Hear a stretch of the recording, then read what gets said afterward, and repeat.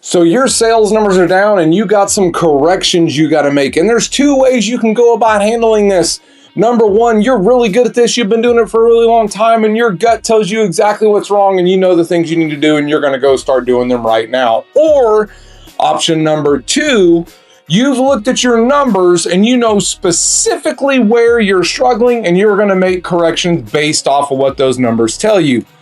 Obviously, one of these ways is right, one of these ways is wrong, and today we're going to get into it and talk about it so you start making the correct decisions and fixing your numbers right now. I'm so excited, and I just can't hide it. We're going to get in today something that I've been seeing come up more often than not in a lot of my conversations. And a lot of times people, whether it's leaders or owners or just salespeople in general, they think they know what's wrong, but they're not actually backing it up with any data. They're not looking at the numbers and letting the numbers tell a story.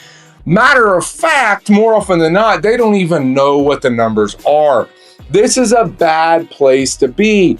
And listen, we've all been there. We've all made decisions based off our gut, but that doesn't mean it's something you need to be doing and something you need to be living in. You have got to know your numbers. And if you're making decisions without knowing your numbers, you are biblically going at it wrong. What do I mean by that? So something I want to share with you today is going to be Luke 14, verse 28. And it states, "For which of you intending to build a tower does not sit down first and count the cost, whether he has enough to finish it?" So you've probably heard this analogy that Jesus is giving in this particular sermon, but you may not be applying it to your everyday life, which is absolutely the way the scripture is intended to be used. So if you are in a sales position, a sales leader position, or a owner position, and you got corrections to make, or maybe things are going really well and you just want to do more of the thing that's going well, you have to make those decisions based off the numbers that you know to be true. In other words, not your gut, not what you think is right. You have to pull it up.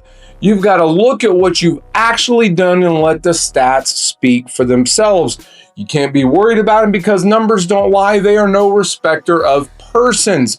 More often than not, I see people making moves that are actually against what they should be doing if they just had their numbers.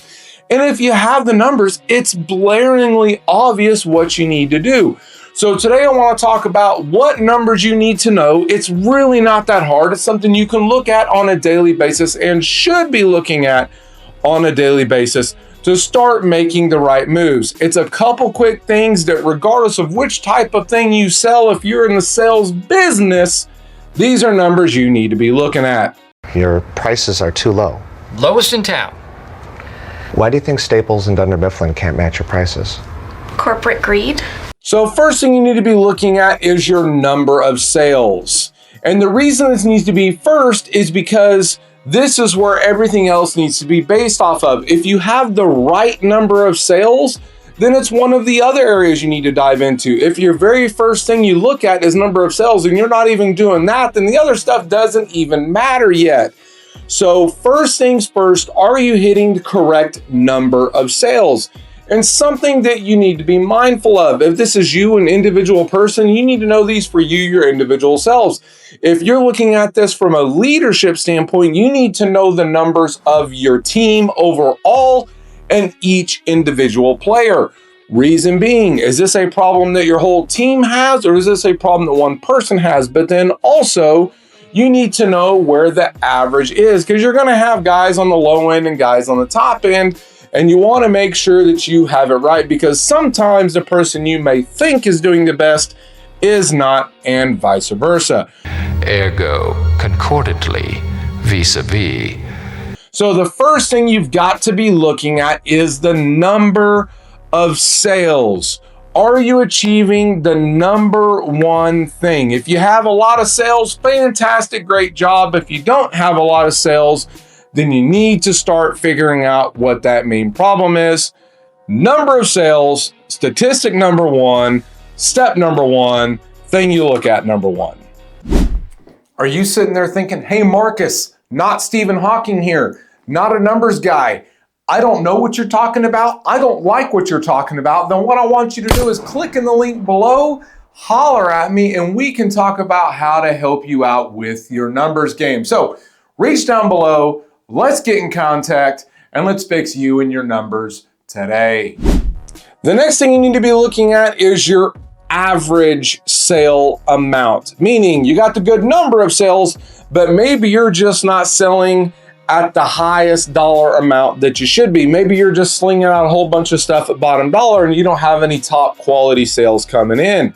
And again, you need to know this for your team and the individual team members, or again, could just be for you yourself. So the average overall sale, so in other words, how much do you make each time a sale comes around? It's super important for a lot of different reasons. Whether you're just trying to set your pay structures, whether you're looking at year-end reviews, or whether you're just looking at a month, a week, a day, you need to know what your average sale is. Because if your average sale is super, super, super high, but your number of sales is low, maybe you need to come down on pricing a little bit so you can get a little bit more sales. Or maybe it's the complete opposite. Maybe you have an absolute ton of sales total out, but your average sale is super bottom dollar. Maybe you're discounting a little too much. So remember the first thing, then the second thing, put them together to see where you need to make your moves at. And the third one, and this is where feelings get hurt, and this is where people tend to want to look away, especially when it comes to you, the individual salesperson, and that is your close rate. And if you're thinking, how do I get my close rate? Well, it's a little bit different. If you're a lead generation company, you divide that by how many sales you got. Or if it's just a matter of how many phone calls you got coming in, divide that by how many sales you got.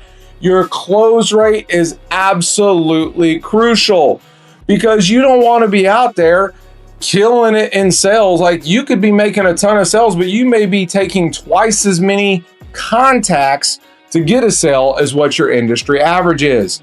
And if you don't know your industry average, go find it out. But I'm going to tell you, a decent close rate, regardless of your industry, is going to be about 30%. If you're 30%, you're probably doing pretty good. If you're below that, you probably need to clean some stuff up a little bit. And all of these numbers are going to tie together to tell a story. Kids, I'm going to tell you an incredible story.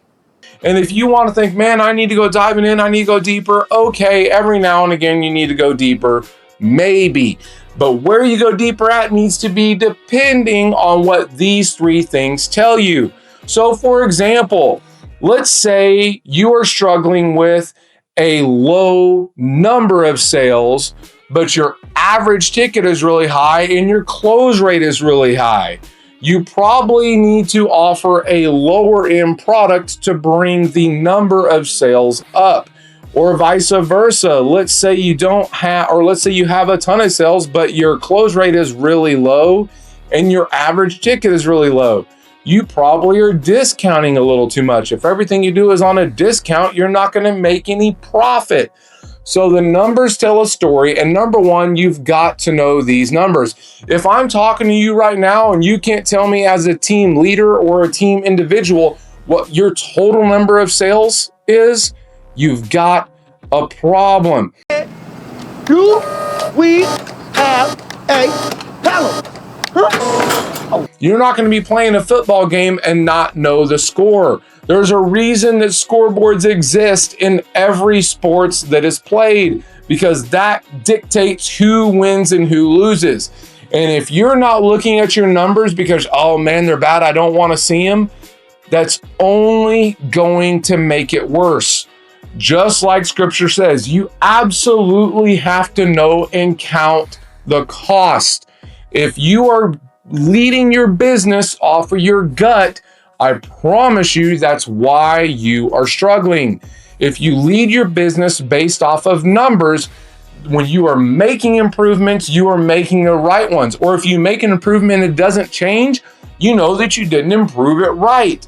So absolutely know your numbers. If you know more than this, great. But if you don't know those three things, I'm going to tell you right now, you need to shut off the video and you need to get to diving in ASAP. You have to know those numbers. What's going on, team? I have been asked specifically by the executives at YouTube to help out with a new platform they have. The platform is called sharing, liking, and subscribing. Seriously, if you're at this point in the video, then you owe it to yourself and to your friends to share it and pass it along. If you don't, that's fine. It just means you don't love the ones you love. And I know you do. So with that being said, share the love, like the love, and subscribe for some more. Back to the video. So I know this video has been helpful to you. So what I want you to do is share it to a fella or a fella near you. In the meantime, we'll see ya on the next one.